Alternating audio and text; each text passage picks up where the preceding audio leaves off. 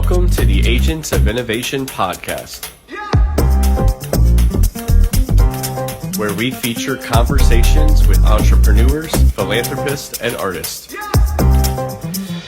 Okay, well, the Agents of Innovation podcast Guatemala series continues, and we're back here on the beautiful campus of Universidad Francisco Marroquin in Guatemala City. We're on the Rose Friedman Plaza, and you may have heard in a previous episode Monica Zelaya from UFM, who is the Dean of the Economic Sciences School here at UFM.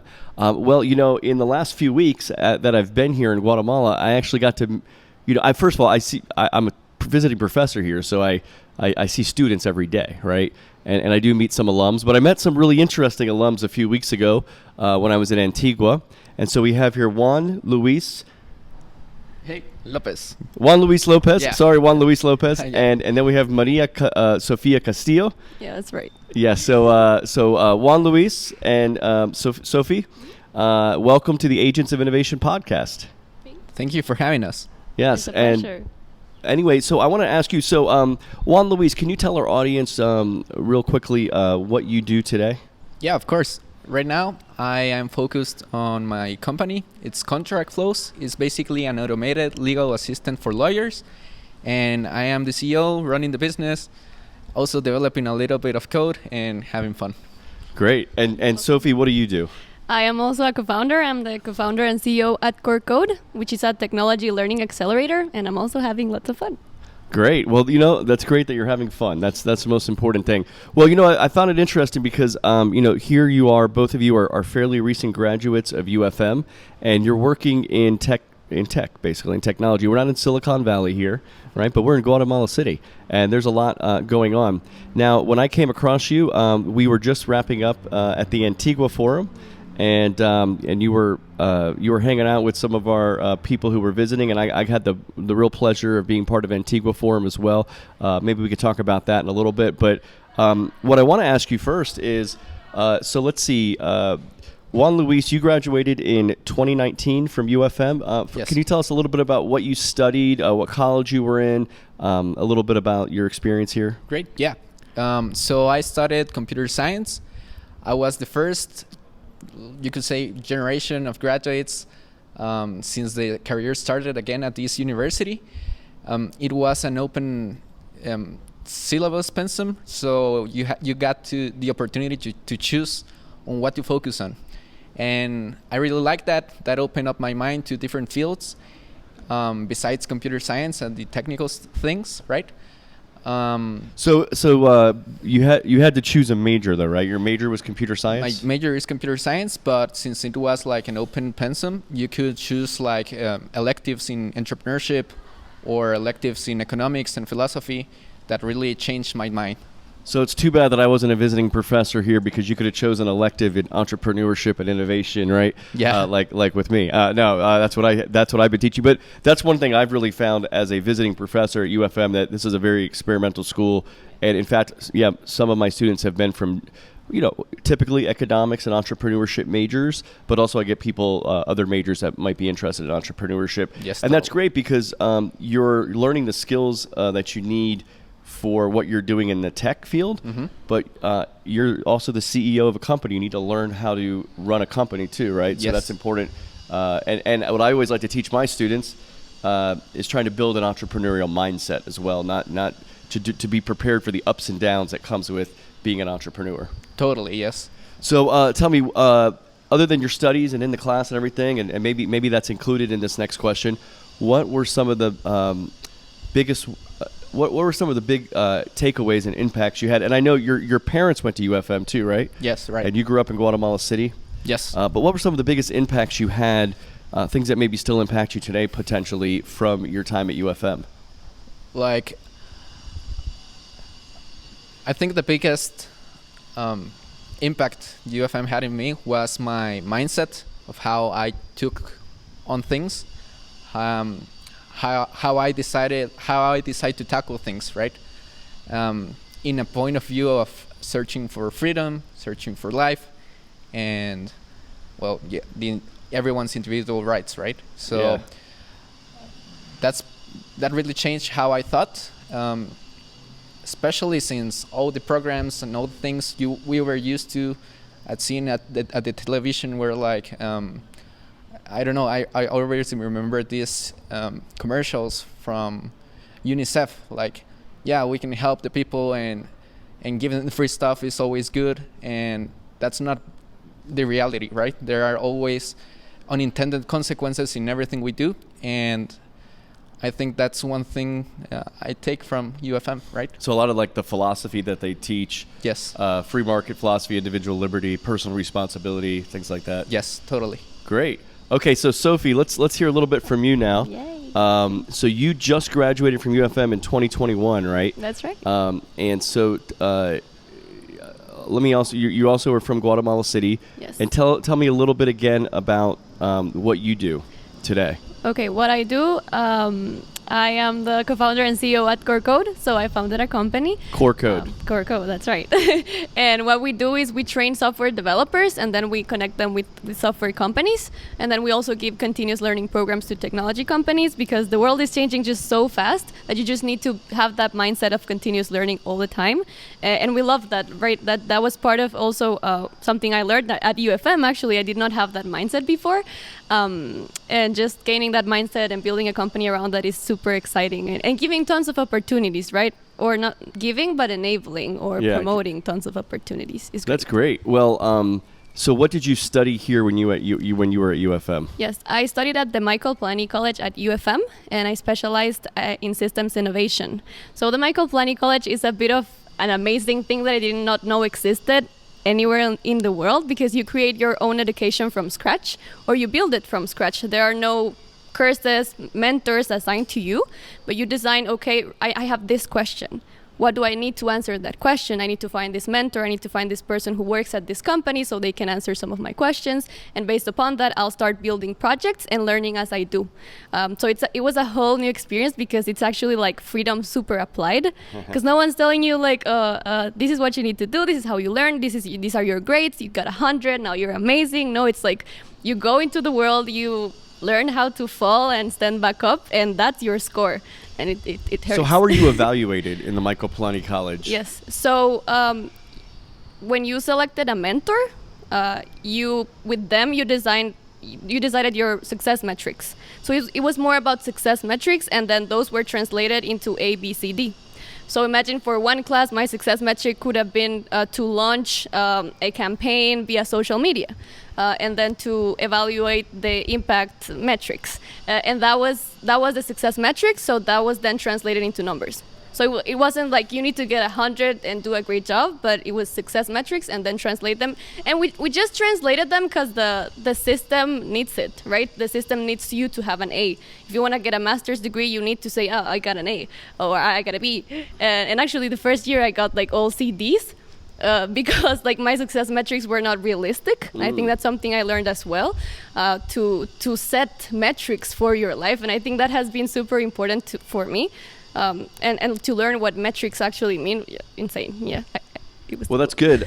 So I love the concepts. You said a few things in your description of what a student at Michael Polanyi College might encounter. One, I love the learn by doing, because yes. I talked to you guys before. I've had over 100 episodes with different entrepreneurs over the last 7 years, and one thing that's really jumped out is many of them learn by doing. And I mean, right from my first episode guest, Isaac Morehouse, who I always love having on as an example. I mean, he literally just jumped right in and started learning by doing. When I started this podcast, this was learning by doing, and I was bragging a little bit this morning on how quickly I set up the audio, and because I've been doing so many of these now, so repetition is great. But the other thing I heard you say was going out and getting mentors, and maybe advisors and things like that. Yeah. And so these are people that are actually with companies. They don't work for UFM. How do you approach these people? Are some of them alums of UFM? Are some of them connected in some way? Or does you being a UFM student give you some level of respect as you approach them? I mean, why would somebody, all of a sudden, it's not like, were they offering internships? I mean, what was the approach that you took to try to get people involved and and maybe you're trying to be involved in what they're doing? Yeah, I love that question because it was actually part of the journey, like to explore that part. On my first year, I did stick more with people who knew the UFM. So I did even go with some mentors or some professors here at UFM, and I was like, hey, so I want to learn this. Would you like to explore with me how we could build a project around this? And also, I think one important part to mention about the mentors is they give you a stipend. Stipend? Is that, stipend. A stipend? Yeah. So you can pay them. But the art is to learn how to manage your money. So sometimes you would come to them and be like, do you mind if I do like an internship so I can also add value to you? So you learn to negotiate. Like in my first year, I didn't pay to any of my mentors. I was just like, okay, so for example, my first year, I wanted to learn about economy because I was always very intrigued on how we could develop the country economically. So I went to one of these, Christian, he's out here. I think he's not here at UFM anymore, but I went to him and he's like, I want to know how to build richness in the country. Do you mind? Like wealth? Wealth, yeah. That's the word. That's the right word. Well, richness could mean a lot of things, right? Yeah. It could be culturally rich, right? Yeah. But we were talking about economic wealth. Economic wealth. Yeah. And I went to him and I told him, and I just want to see if you need any help in any of the things you're doing. Maybe I could be a teaching assistant to you or write some articles regarding the things I'm learning with you, and maybe that way I can add value to you. And he was like, yeah, cool. Let's get together and read some books together and have some dialogues. Let's set some metrics for you, and then you can add value to me by writing these articles. So it was a process of negotiation. At first, I started close to UFM, but then I started like reaching out for other people. Like, okay, I like this person at this company. Can I find a contact? And you always, like, if you ask enough people, you'll always find someone who knows someone who knows someone who knows the someone who knows the person you want to get to.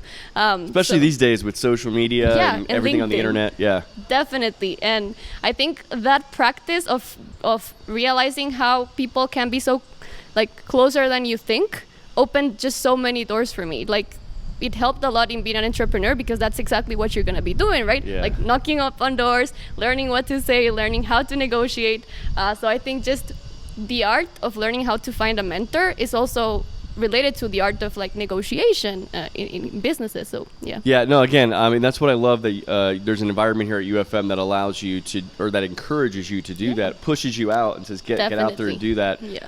You just, I got to tell you, I'm from the US. That was not my experience in college. There's a lot of great things about US universities, but I think one thing, there's not a lot of encouragement to go out and do something that's sort of self-empowering. Yeah.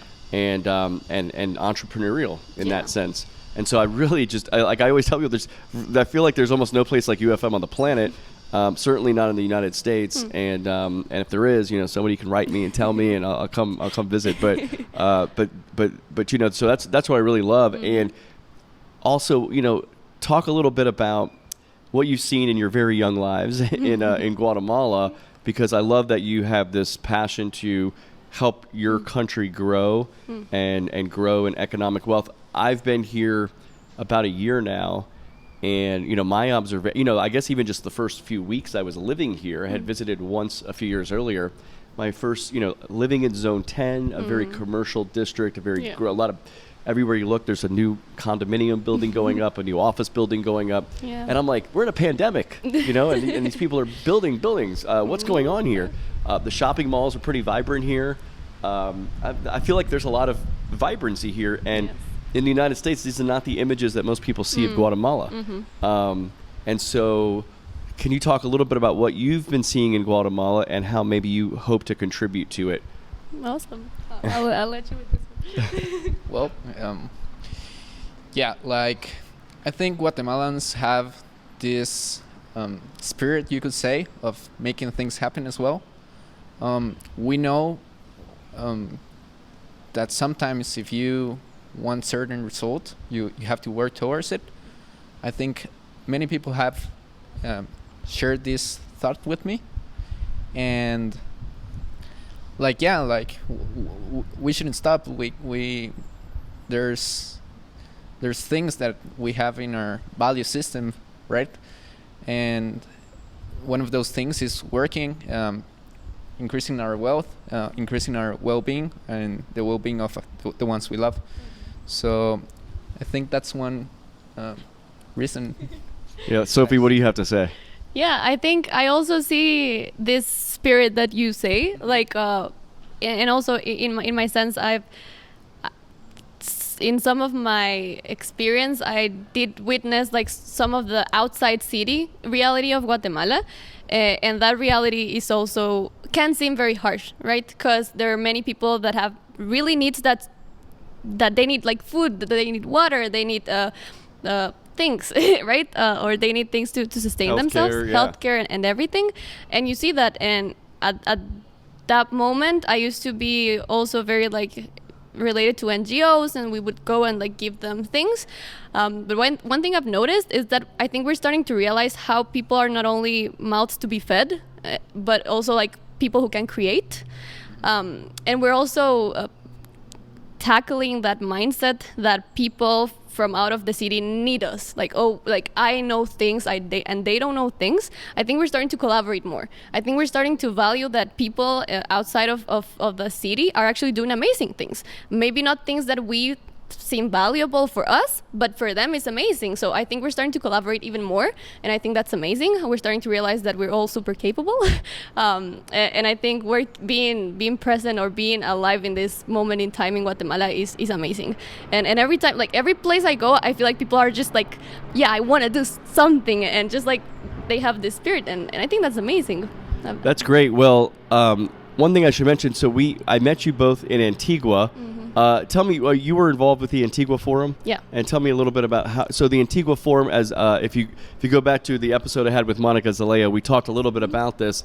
But it's a really collaborative project where there's people that bring in projects from all over the world. There was, I think, 8 projects this year. So in addition to the 8 people having projects, each one had sort of a facilitator or two at their station helping with everything, and then they had a lot of people like myself and others in all sorts of various roles who were sort of the people giving the feedback, the advisors and everything. And we could just walk from station to station whenever the heck we wanted to, and just give feedback and give our own perspective to their projects. And so what was your role in that? Yes, so I am a co-creation facilitator at Antigua Forum, which is an event that happens every year. And what we do basically is we help people share their ideas and collaborate. That's mainly what we do. We just facilitate spontaneous order, which may seem counterintuitive because spontaneous order just happens. But what we do is we just stand and ask questions, right? So people can remember that they're free to share anything they want, any like crazy idea that they might have. We start with the brainstorm, so any crazy idea is super, super welcomed. And then by the end, we do want for crazy ideas to become actionable plans. So our role there is to enable brainstorm, but also enable the landing of the crazy, amazing ideas, so projects can actually start coming true. Actually, one of the things we say is that by the end of the Antigua Forum, people need to know what they're going to be doing on Monday 8 a.m., which means they need to have an actionable task for them to start, right? So we encourage people to start with the ideas, the crazy ideas that people collaborated upon.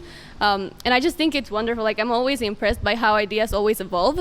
Like, people come to the Antigua Forum thinking they need something, like the people with the projects who are like, okay, I need to work on this idea. And then when people from all around the world with all different backgrounds and ideas come and question your idea, it's just wonderful what it can come to be, right? To collaborate and to ask great questions. Yeah, that collaborative process. So you're one of the facilitators of that co-creation process of Antigua Forum. Yeah. So there's also a co-creation lab here called the CoLab, right? Were you part of that at all as a student? I wasn't here when that was when as a student. I was in the co-creation event that created the co-creation space. Wow. So and basically the process to create the CoLab was similar to Antigua Forum. They had this idea of how can we let students build liberty in action, right? How can we let them build amazing projects and collaborate in multidisciplinary teams? And then lots of ideas came, and then CoLab came to be. And apart from that, like as a student, I wasn't here, but I've been a facilitator for one of the experiences. So classes that happen at the CoLab are called learning experiences. So I've facilitated one of the learning experiences with a project on agriculture and regenerative stuff. That's great. Well, I should also mention, so I met you guys during the Antigua Forum. Yeah. And also, I didn't introduce them this way, but they're also a couple here. So right, so they found each other, but not at UFM necessarily, right? I learned that you were both UFM grads. Yeah. Oh, did you meet at UFM? So tell me the story about how you guys met. Yeah, I'll do the first part, and then you can tell your version of the story. But so I also told them beforehand. I Juan Luis, she always has the microphone first. He knows, right? I love that. So it was in a way related to UFM because we were both invited by people from the UFM. So they were like, there's this competition, you can go out and bring out your ideas. The hackathon was about building solutions to reduce violence in the region, technological solutions. He's a computer scientist, so the message got directly to him. I have friends in computer science, and they were like, oh, let's build something amazing. And I was like, yeah, because one thing I learned at the Michael Polanyi College was just like saying yes to any experience that would let me grow or learn anything in the universe. They were like, hackathon, solution to reduction of violence and technology, and I was like, yeah, count me in. So I was in one of the teams. We were building a solution to get people from prison have an easier way into society once they get out of prison. And they had something that could add value to us. They were a team, we were a team. So once we get there, we realized that our ideas were very compatible, and we could even start working a project together instead of having two teams. We formed then one team, and we won. But what's your version of the story? Yeah. So you were on different teams, and your team won. No. Oh, you were on the same team. We started as different teams, and you had the chance of you had you had the option of merging teams together. Yeah. So we did it because our ideas were very, very compatible. As part of when I was part of that competition, that hackathon, I was taking the blockchain course here at UFM, and we had to develop a system, right? And the hackathon seemed like the perfect opportunity to make that happen, right? So we wanted to have this ledger for the activity or the curses and things and these people in prison had are doing, right? And your project was about it was how we can do so, right? how they could learn in collaborate, like people. It was very, very wild. It was cool because it was how people inside prison could collaborate with people in their communities to start building solutions. So once they got sustainable solutions, so once they got out, like they were already in a way part, and then his project would validate all the efforts that were being made in the blockchain. Yes. So it was a bit before, how do you call that, like right now the boom of Web3 and blockchain is happening. It was before the hype. It was before the hype. What year was this? Was this last year? 2018. 2018. So you guys met then? Yeah. In 2018. Yeah, so what was some of the common connections you had? I mean, there was other young people there, and started connecting with each other. Love that. Actually, one of the things that called my attention about Juan Luis was that we were at this meeting, and the organizers of the event had some ideals that were not necessarily aligned to freedom and like one's own self power to create. And he made a joke. Like he made a joke that sounded like he loved freedom, and I was like, interesting. You had me at freedom. Yeah, he had me at freedom, definitely. He definitely had me at freedom. I know that. And so he made that joke, and I was interested. And then another thing that called my attention is that when we were on a table having a discussion, like lots of people are always like they always want to be loud and say things. Like no matter if they're building or constructing things, they're just like, oh yeah, like I can say this and I'm amazing. And he was just like listening, and I was like, why isn't he saying those things? And then out of the sudden he would like come in and ask a question, and then he would just like stand back, and I was like I was so intrigued. I was so intrigued by what was going on in his mind. Like what was he saying? Just like things that were curious. I don't know. I was impressed. I was impressed there. And then the last thing that got me, and then you can say what got you, I think. But the event lasted 3 days, and last day it was Sunday. So we had won the competition. We won. Great job. And then I wanted to go to mass. I wanted to go to mass because I go to mass on Sunday, and I was like, okay, I'm gonna go to mass. See you all, and they were like, no, we're gonna celebrate. Like, stay with us. And I was like, I'm cool. I'm gonna go to mass. And I was entering the church, and then I just turned back, and he was entering as well, and I was like, bye. He got me. And I think those were the main things that. So let's see: freedom, listening, and Jesus. Yeah. So these are things much more men we need to pay attention to. Yeah. Yeah, it was very nice. I think the event was perfect for getting to know each other because it was a lot of participation about thinking outside the box. And yeah, that's what I liked about you. And you always said very good ideas, and you had this intention in everything you did. Like, I could notice that, and yeah, that was it for me. So anyway, I don't want to make them blush anymore. I just thought, because you kind of told me a little bit of that story when we first met, and so I thought it was interesting. And because I actually asked you, did you meet at UFM? And you're like, no, not really. We were both UFM students, but never really met each other at this hackathon, and then you told that a little bit of that story. So I thought that was interesting. So let's now get into the companies that you do. But before we do that, I actually have a question I'd like to ask each of you and each of my guests now, because this is a podcast about entrepreneurship. What was your first job in life? And it could be anything. It could be something as a kid. It could be maybe your first pay job, whatever you want to say. And then what did you kind of learn from that job? And maybe those things are still applicable to what you do today. Definitely. I'm going to say my first signed job. Like when I saw a contract and signed it and got paid, I was 16. And I started working at a clothing store in Miraflores here in Guatemala. And Huge mall, but small store. I mean, I was 16. I just wanted to, I was trying to learn to sustain myself because I needed that. And found that job, and sales is just amazing, and you can learn to sell anything. And if you know how to sell a shirt, I think you learn how to sell software, right? Because you need to understand your user, you need to ask the right questions, you need to witness they like this, maybe they like this as well. Also, there was lots of competition because inside the store you got a commission if you sold more. So I could see how all my peers were changing their strategies, and I was always observing. And I think some of the things I learned there about sales are things I keep implementing right now. Like falling in love with your user is one of the things I do, because I love people as well, but thinking of people as users, what are their needs, what do they love? I think that changed my life. That was one of my first jobs. That's great. Well, I do agree with you, especially for an entrepreneur.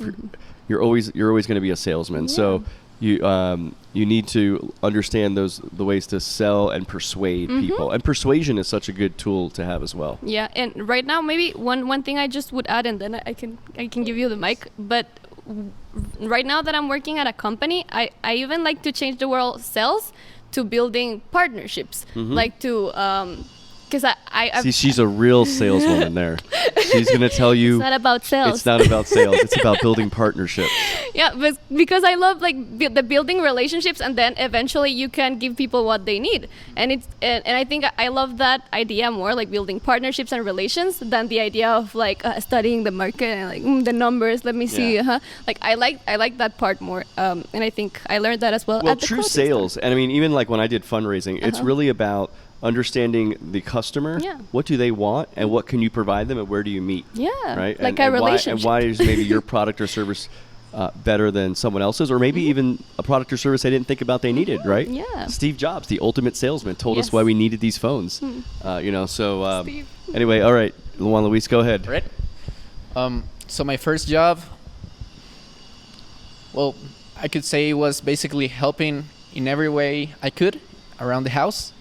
I think that's where I got my passion of learning how things work.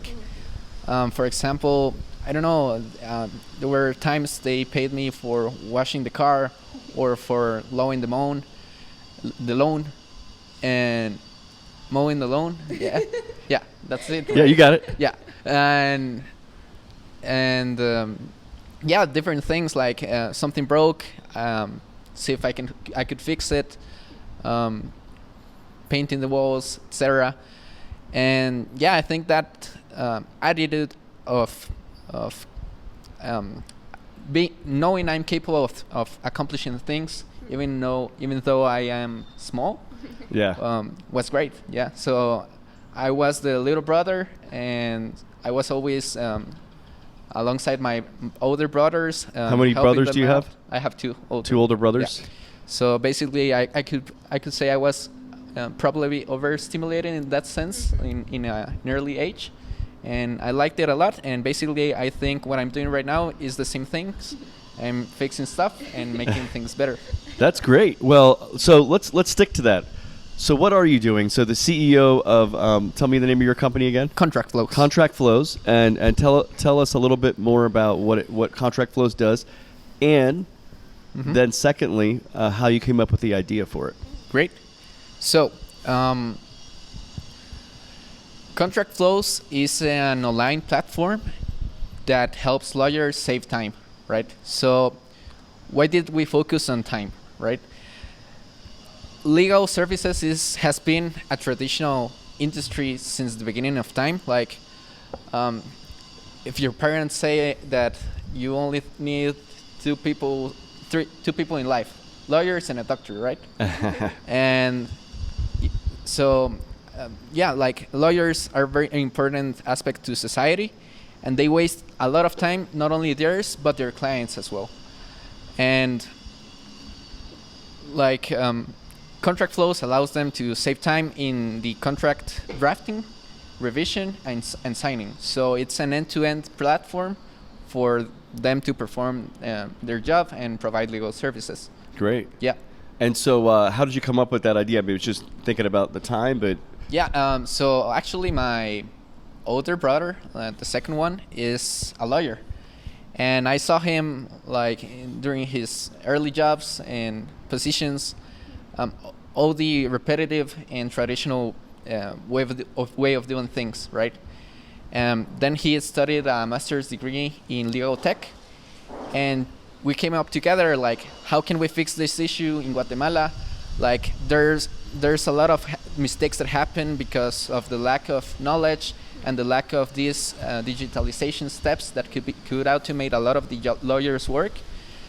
So basically, we said, how can we minimize the human error that could be involved in all the legal services, right? And that's why we created Contract Flows. And yeah, like right now, the people that use us that use our platform can't imagine the world without it, right? That's amazing. So a couple of follow-ups. What year did you start Contract Flows?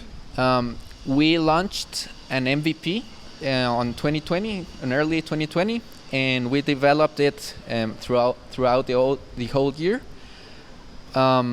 So that's when it was 2021. Yeah. So you launched it in 2021, yeah. Early 2020.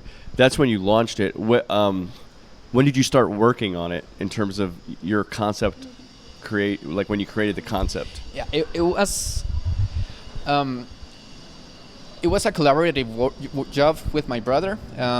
We worked very close by. He started working for his own law firm, right?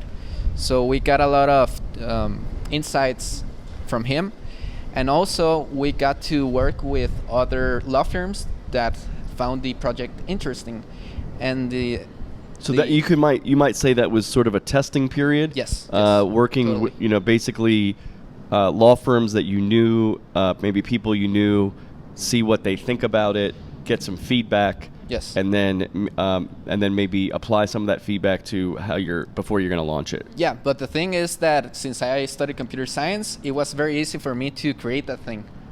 So basically, I started developing it by myself, and we had a functioning product in a couple of months, right? Wow. And these law firms started using it. They gave feedback, and they even paid for our services in that early stage. So you launched in 2021. I know the pandemic started in 2020. A lot of people started working from home in 2020. Yes. I don't know the exact situation in Guatemala, but I know in a lot of places, lawyers weren't meeting in person with each other. They weren't even going into court in person in a lot of places. I know in the U.S., again, I don't know how it is here, a lot of courtrooms went online, where, I mean, which is a little strange, but there's also been a backlog of people, in the system that are trying to have court dates and things like that. But they were trying to do as much as possible using technology to socially distance. But with all that being said, I imagine some kind of online platform for legal contracts might be good in this situation. Yes. Yeah. So how did I hate to say it this way, but how did the situation of the pandemic maybe benefit, or maybe how did you come in as a solution to the situation? Totally. So law firms and lawyers started meeting up with their clients through technology, as you said, especially in the early times of that year. And since they looked up for tools, well, they realized that technology could help them be more productive, in a sense that if you have a meeting virtually, you can have 5 meetings instead of 2, probably, if you go physically with your clients, right? So they started seeing this benefit of technology, and a lot of them started thinking about electronic signatures in Guatemala. And so that wasn't a thing before. No, so actually, I think the U.S. that's been for a little while now, the electronic signatures. Yeah, it's been. Yeah. So there's been electronic signatures here in Guatemala as well before the pandemic, but they weren't used. They weren't looked for. There was already a way of doing things, and I think a lot of people started looking at the way since the pandemic, you can meet with other people. Electronic signatures was like the perfect solution, right? And by doing so, they came to realize that other tools exist in the market. And by doing so, they can find contract flows, they can find similar tools, and also that's where we were going before the pandemic as well. So I think the pandemic just made them realize a little bit more like earlier. Accelerated it a bit. Yeah. A little bit earlier, but it wasn't the reason of why it happened. So I think it's interesting. How much older is your second brother that was a lawyer? He's 5 years older. 5 years old. So I think it's interesting because he's only 5 years older, and he's coming from a legal background, from a viewpoint of a lawyer. You're seeing maybe some of his frustration. Yes. But coming from the coding background, computer background, and just coming up with a solution. But I also think it's interesting. I guess you're technically Gen Z. Is this? I don't know. I don't know what you guys are. But anyway, I think it's like every generation, is like comes up with their own innovation, and based on your own experience, and maybe you came up with a little bit more technology than maybe your parents, or whatever. I mean, in terms of when you were growing up, right? Like in the middle of my lifetime is when these phones were created. You were born into that world, right? So maybe you're already kind of, I don't know, got a mindset for looking for solutions like digital solutions that maybe other people didn't see. I don't know. I'm just hypothesizing here, but anyway, so I think it's very interesting. You found a solution from within months. You were able to start utilizing it, and now tell me, how's business going? Great. So this year, beginning of year, like it's the end of tax season. Yeah, tax season. So there's been a lot of interest in contract flows. We're very happy. Like we've increased our user base 3 times since the beginning of year, and yeah, like. Do you have other employees or people on your team? Yeah, right now we're currently 4 persons, right? Wow. Me as a developer, and my brother as a businessman, salesperson. We basically do. So this everything. Is the brother that's the lawyer? Yeah. Is he still practicing law, or is he? Yeah, he's still practicing law as well. Great. And also we have a person focused solely on sales, and he loves sales. He loves people's partnerships. He's very good at it, and also. Another person that's focusing on the design, material of the platform, social media, and public relationships. That's good. So before we pass the mic over to Sophie, I want to ask you one question related to this. What has been the most challenging thing along the path of starting this business, or even just having the business? Yeah, I think that's a great question, but can you repeat it? Yeah, what is the most challenging thing you've had to like maybe encounter or overcome as you have started this business? Right. So I think the most challenging thing is that I came to realize that I had a lot to learn. I had a lot to learn, and also I had a lot to share. In a mean that I had to learn to share my issues, my problems, and work as a team. I think that was my biggest challenge, and to seek help and advice, talk to people. I think that's one of my biggest life lessons I've learned. And I don't know if, I don't want to put words in your mouth here, but sometimes we're going through a challenge or a problem, maybe a failure. We don't want to like admit failure, and so like bringing up a problem or something to other people might sound like, this isn't working out. This is failing. This is a problem, and so maybe just kind of like learning to share challenges with other people, because other people have other brains and they might have other perspectives and other solutions that can help you, or connections or whatever, right? So that's important. And I think, going back to what we were talking about with the collab and collaboration, that's part of collaboration, right? Is getting to be able to share information with other people. So anyway, well, great work so far. We'll look forward to seeing the future of contract flows here in Guatemala. And it's just focused on Guatemala, right? We tested the product in Guatemala, but hopefully you'll see us around the world. Oh, so you might see contract flows around the world. And the other thing I like what you said, Juan Luis, earlier was you said the lawyers now, the people that are using the product, can't imagine their work without the product. Yes. And I kind of was just thinking about, I said Steve Jobs earlier, but 20 years ago, nobody knew what a smartphone was. Now, like, nobody can live without one, right? And it's kind of like what Steve Jobs was trying to sell when we go back to the salesman. Like this is going to change your life. You don't know it yet, kind of thing. And so in this way, in a different way, contract flows maybe has changed the life and the way people work as lawyers. And that's great now is hopefully you have some great, basically testimonies from some of the clients that they can then share with other lawyers. And by the way, if this lawyer over here is now being way more effective, I want his tool, because he might be a competitor, or people might go to him because now he could see way more clients because he's being a lot more efficient with their time. So that's great. And how can somebody learn about contract flows? Well, you can visit our page. It's contractflows.com. We have our also LinkedIn page and Instagram. So great. Contract flows linked, and I'll put some of this stuff in the show notes. So if you're watching this on YouTube, or if you're listening on Spotify or Apple or wherever you listen, you'll see some of the links to contract flows and to these two. So now let's hear from Sophie about core code. That's right. Core code. I got all these things sound the same to me. With so you've come up with some unique things to be able to dive in there. But okay, so core code again. Remind us what core code does, and what you were part of founding it. Yeah. And tell us how you got the idea to found it.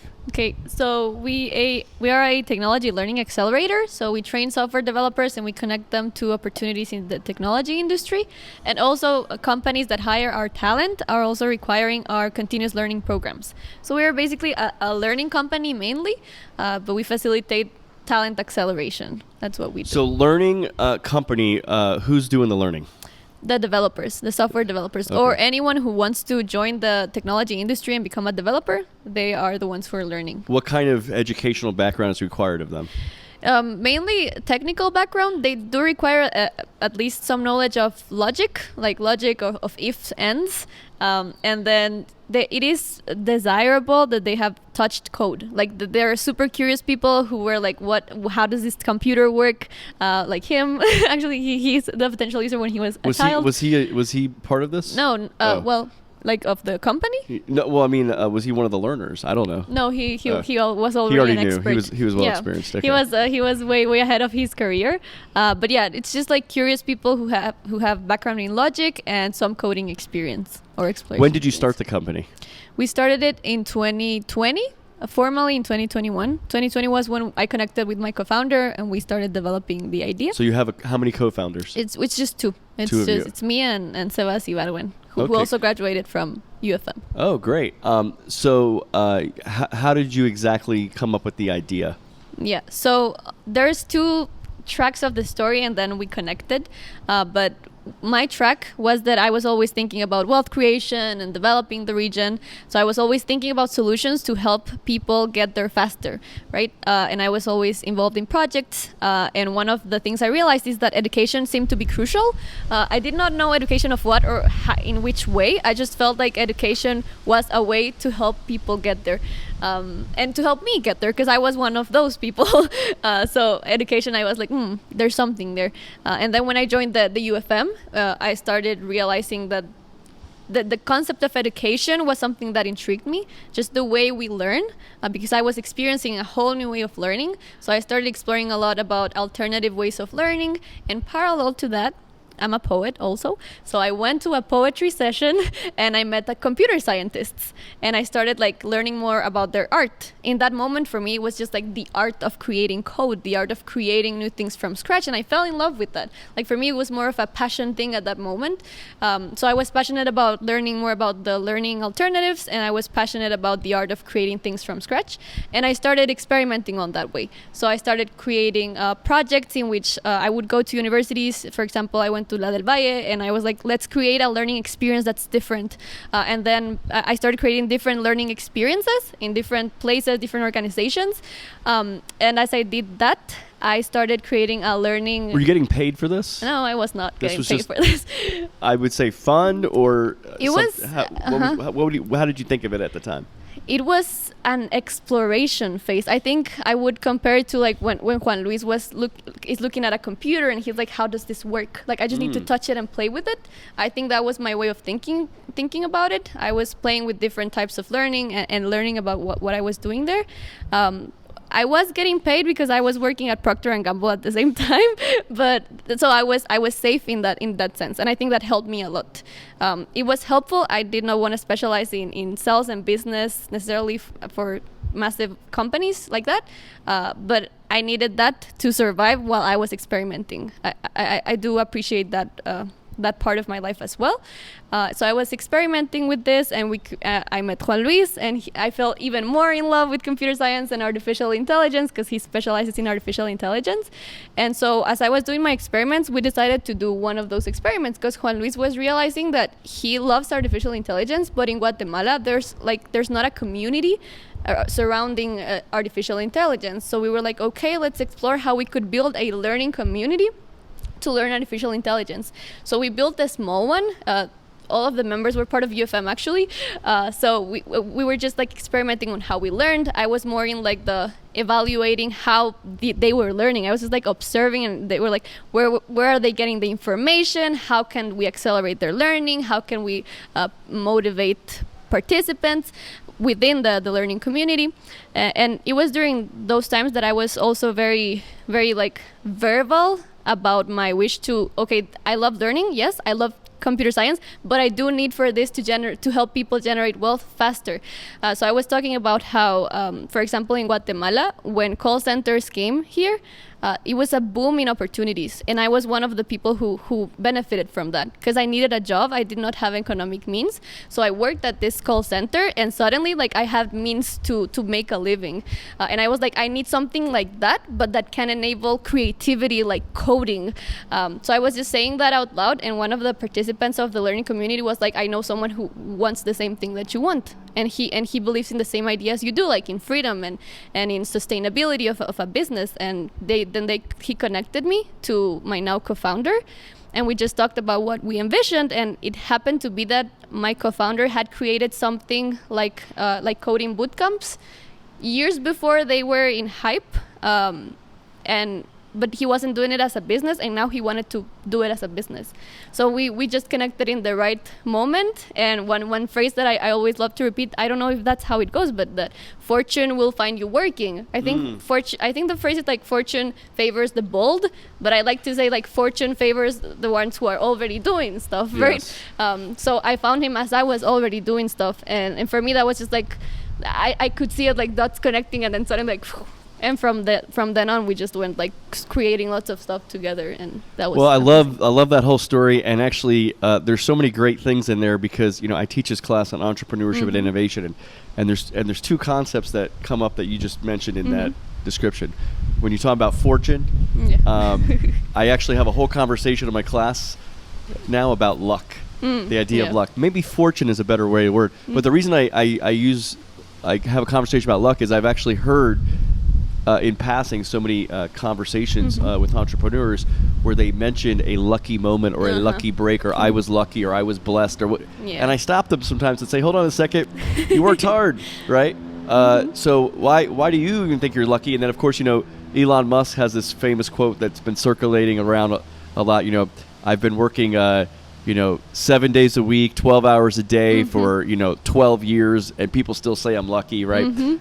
So. Anyway, but I just think, I like, can you repeat the fortune will... Fortune favors... the bold or something? So the phrase is fortune favors the bold. Yeah. I think someone in Greece said that a long time ago. But what I say is that fortune will find you working. Fortune will find you working. Yes, that is absolutely true. I like that. One of the other things you said kind of early on was you were really interested, you kind of just wanted to play around with things and things like that. And I like that too, because, and again, one of the books I use in our class is How Innovation Works by Matt Ridley. And he talks about this idea of playfulness that innovators have, particularly, that they just like playing around with things. And sometimes in the process of playing around with things, they come up with ideas or solutions, and in a sense, innovations. So, I mean, we all know a lot of the stories of Thomas Edison, 10,000 tries to get the light bulb, all these sorts of things. So you're looking for something maybe with code and computers, and she's looking for, how people learn in different environments and trying to accelerate that. So that's really interesting. So, let me ask you, because you were a systems innovation major. Yeah, that's right. That could mean a lot of things. Yes, that's right. So maybe it does mean a lot of things. Can you tell me, is that in systems innovation? When I hear systems, I think machines, computers, but also it could be systematic learning. Like, I don't really know. Like, tell me, what is systems innovation supposed to be, or what was your approach to education? That what were you thinking in terms of career, like what type of field? Yes, so because part of the Michael Polanyi thing is that you get to name your career. So I chose that name, and you chose systems innovation. I chose systems innovation, and then you have a panel. For example, I had John Chisholm in my panel who validated. It's like, okay, yeah, you get to be called as a systems innovator because you created XYZ, or you can justify. So that's what's also cool, is that you can come up with your own major. Yeah. But you have to present and give an argument for why that major, and then you have a panel or something, a committee that has to approve. Yeah, and sometimes they give feedback like, why not this, or why use that word. In my case, they validated it, so... Good. So what does it mean to you? Yeah, so what it meant to me is, as I was seeing it in retrospective, when I started thinking about how can we accelerate wealth generation in the region, and I started studying economics, I started understanding economy when I thought about it as a system. Because for me, it was just like money happened and wealth happened. But then you realize that there's a whole system around it. That there's people who generate the wealth. There are people who, like governments, who use money to do X, Y, Z, and then each act has an effect. So for me, like just being able to map the system of how wealth was generated in the country was like an eye-opener, and that's when I decided, like, okay, maybe I don't want to build more public schools, because I wanted that at the beginning. I wanted to build public schools, and I was like, okay, maybe I don't want to build public schools, but maybe I want to start something new, and that can help this part of the system enable this other part, and so that's how this connects. And so I learned that studying the system of economy. And then when I started learning about learning, I also started thinking about it as a system, like what enables what blocks what if we connect these two nodes that are two separate. And in that way, I got a better understanding and a better thing of like living systems, which is something that I now live. Like when I see a system, I see it as something that's alive, that can evolve and that can change. And for me to just have that mindset is very important in just anything I do. And then when I met my computer scientist friends and boyfriends, I also realized that computer science is a way to easily see materialized a system of if, and, therefore, etc., right? So I started realizing that what I loved most was being able to study or analyze any system that I needed to analyze at the moment, and then innovate within it.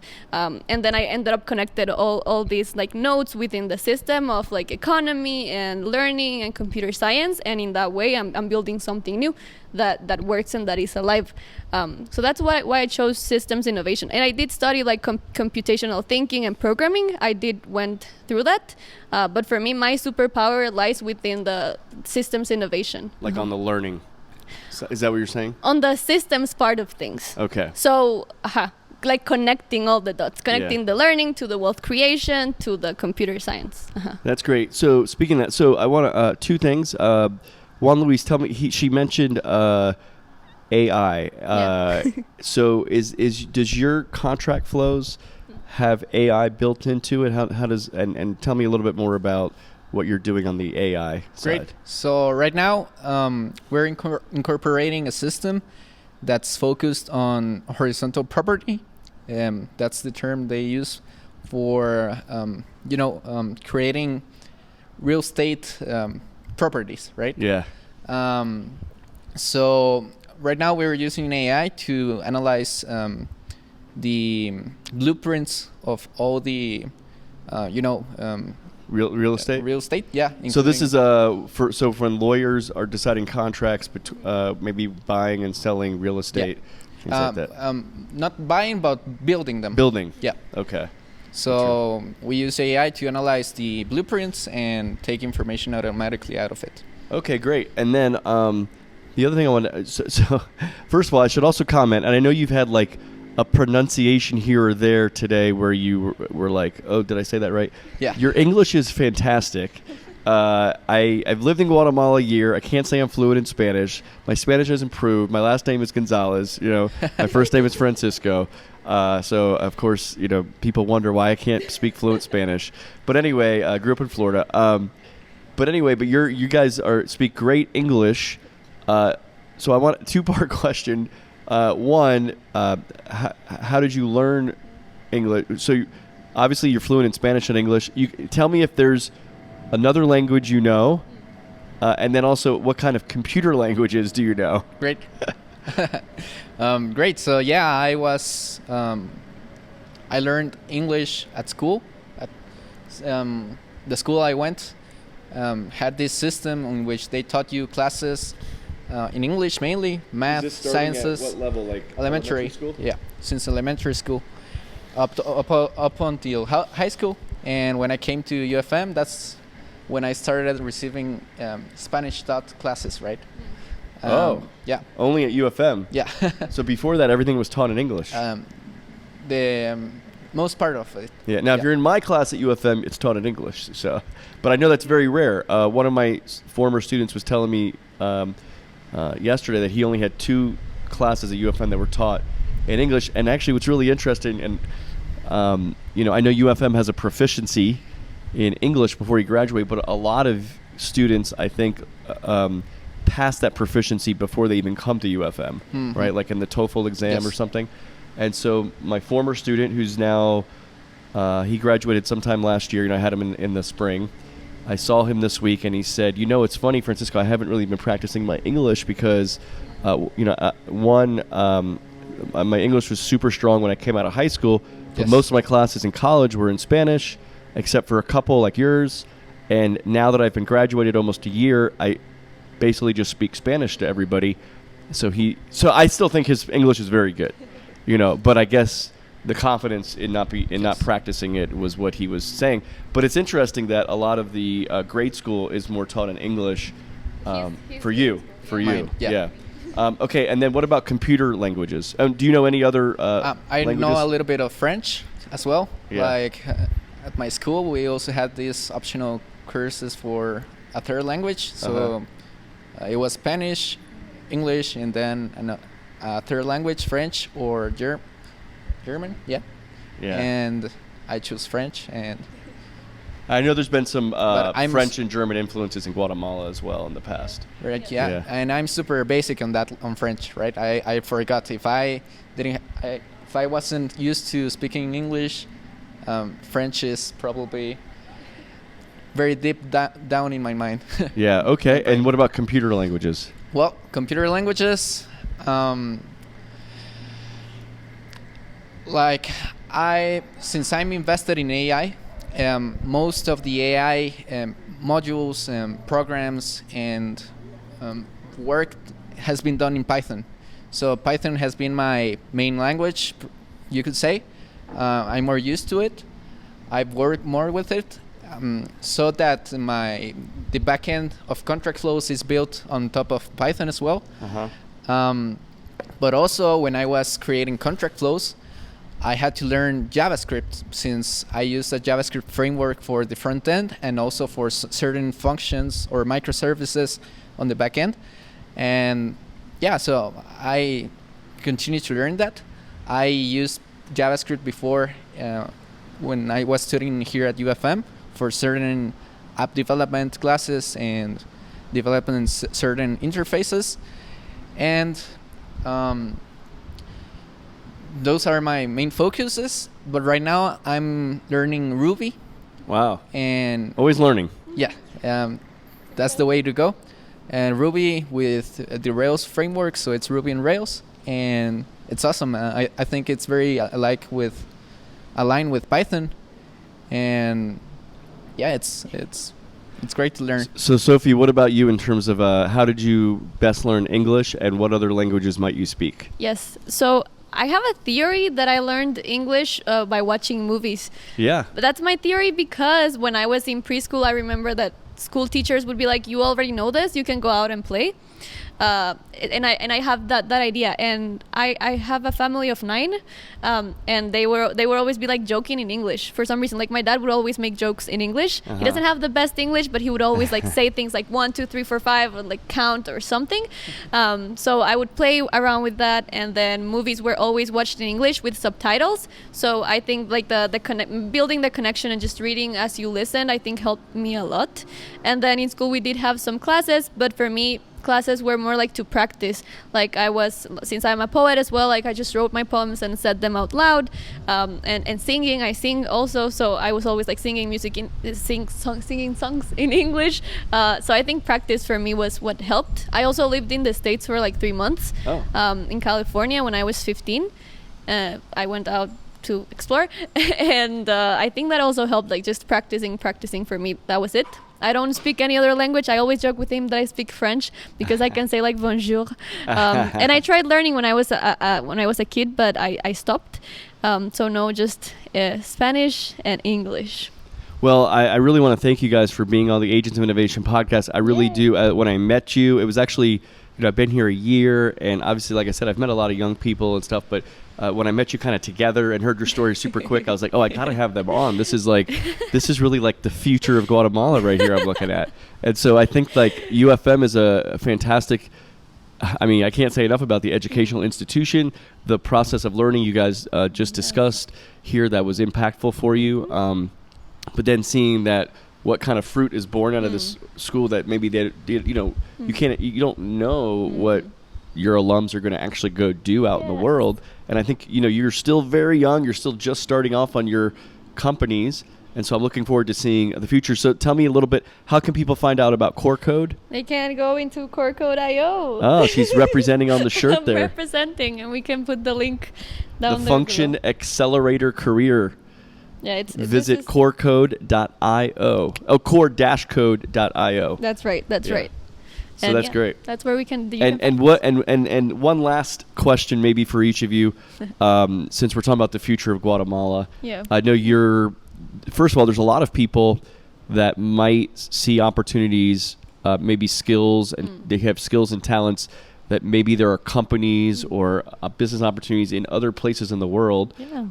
And you decided, at least so far, to stay in Guatemala. Oh, yeah. And so what do you see about maybe your role or what you hope for, Guatemala's future in terms of the future for yourself and your families and the next generation? Great. That's a great question. So I think when there's a need for something, there are more opportunities to there exists more opportunities you can take advantage of, right? I think living in Guatemala, we have a lot of opportunities, a lot of things we could change to make better, and I think that's where we're going at. Yeah. So that's great. Yeah. Yeah, I love that, and I think I'm always impressed. I'm always surprised, about what human beings can do. I think that always surprises me about the questions we can make ourselves and each other, about how we can observe the current state of the world, and how we can wonder on how we can keep building something beautiful and amazing. I think in Guatemala I found a community that I love, including this person right here, a community that's filled with great questions, great ideals, love for freedom, love for ideas, and a love for building things that can help the world become a better place. So I'm looking forward to knowing even more people in Guatemala so we can keep creating things together, because I know lots of us are amazing here and we can build amazing things here. And I'm also super open to connecting with people around the world. We're actually doing business with other parts of the world. I believe in connectivity and in a world where everyone can connect with each other. But right now I'm happy here. I'm happy with the trees. I'm happy with the air that we're breathing here in Guate. The eternal spring. Yeah, the eternal. Why would you leave? Yeah, the eternal spring. And I'm looking forward to how the world's going to look like with us being involved. That's great. And, I know you both mentioned, especially when you mentioned contract flows, how you may start, also working with people around the world. Mm-hmm. But what's great is that the business, you are based in Guatemala. So, a lot of times you see things, maybe it's coming out of California or something, or it's coming out of some particular place in the world that something is known for. Well, Contract Flows is going to be headquartered right here. It is headquartered right here in Guatemala City. And so that's great that maybe as you connect to the world will come to Guatemala to connect with you. Yes, totally. All right. Well, thank you. Well, I was happy to connect with you during my time here in Guatemala, and just want to thank you both for being Agents of Innovation and for being on the Agents of Innovation podcast. Great. Thank you for having us.